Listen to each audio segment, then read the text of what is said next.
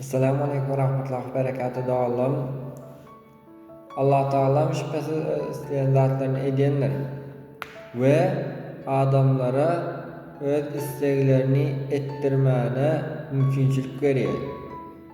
Nahil adayda.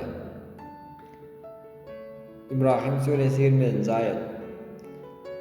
Allah'ım iman edenleri ananıp beyan ettikleri hiç ütkemeyen ol söz sebepli dünyada ve ahirette sapasağlam saklayar ve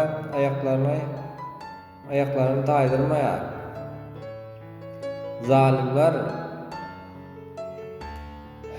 öz isteklerini etmesine Allah Teala'mız ruhsat verir.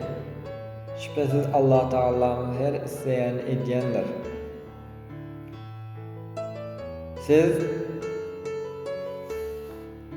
mukaddes kitabımız olan Kur'an-ı Kerim okumalı. Allah Teala'mızı köpek zikretmeli. İman getirip beyan edenleri, inanıp beyan eden sözleri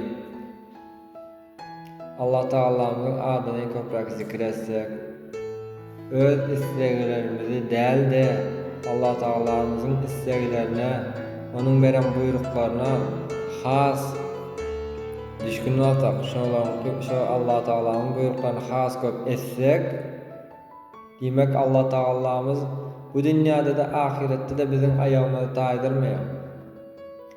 Yani Allah Teala'mız özümüze mümkünçülük veriyor, öz isteklerimizi etmek için.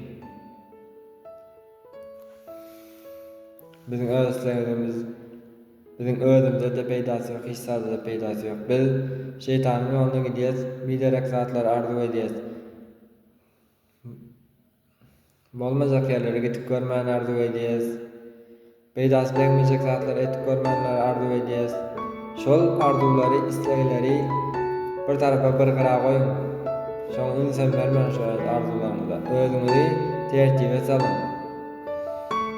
Biz özümüzü öz isteğimiz bilen dolandırmalı değildir.